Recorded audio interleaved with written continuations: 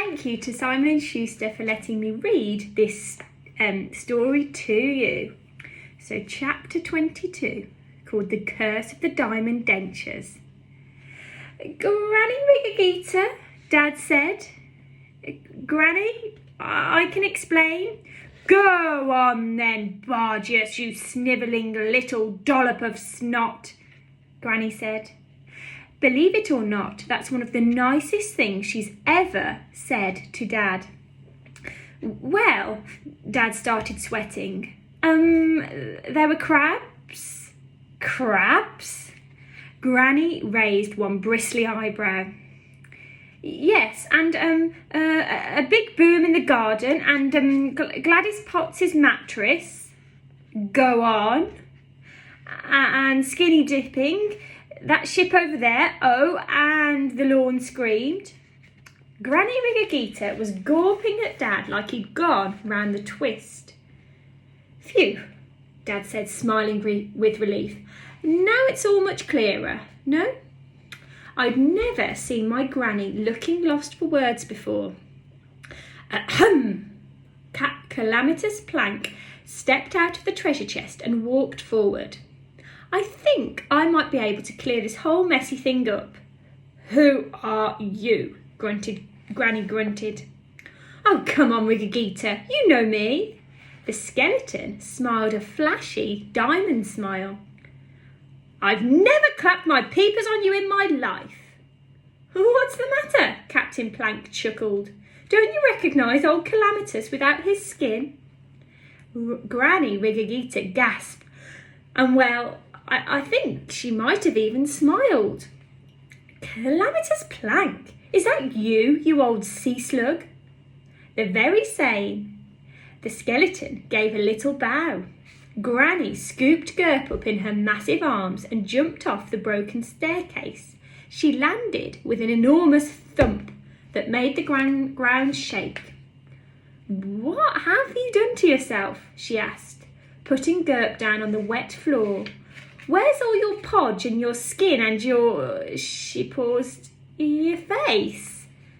It's a long story, Calamitous said, scratching bony fingers against the top of his skull with an ear-bursting squeak. I told a sea witch I loved her. Oh, how lovely, Nancy said. It was, Calamitous continued. The trouble was I also told a mermaid I loved her. Oh, that's never a good idea, the Molar sisters joined in. It's right, Calamitous said, shaking his head. My witchy love found out, and flash crackle, I'm a walking skeleton with magical teeth that everyone wants to steal. Magpies are a nightmare. If you look closely, there's Granny Rigagita, look.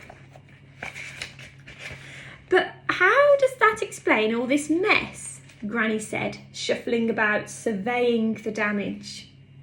Everyone turned and stared at Prince Grogba, who had been tied up with so much rope he looked more like a ball of wool than a goblin.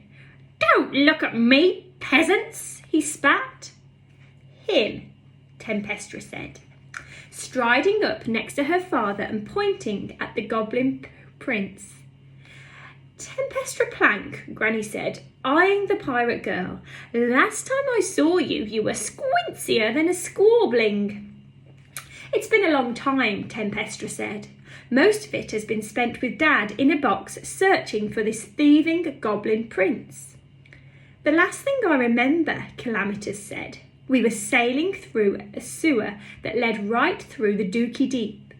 I toddled over to the railing of my ship, to do my business over the side, and a bunch of Grogba's cronies grabbed me and nabbed me dentures before I could even take a tinkle. And you've been on the run ever since? Dad asked Grogba. You should be ashamed of yourself, said Mom.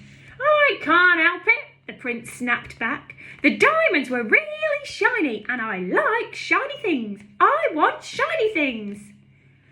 Well, what's to be done now? Granny Rigagita said. Everyone knows it's goblin law that a wrong can only be righted by a blunking big battle. I'm quite tired, Calamitous said. He flexed his arms and they cracked loudly. Do we have to? But Prince Grogber yelled, Guards! And the huge reception hall suddenly filled with barrow goblins. They hadn't run off at all.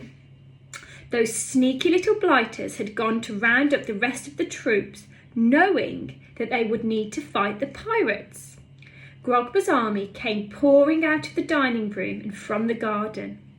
There was even a battalion waiting on the stairs with their spears ready and raised.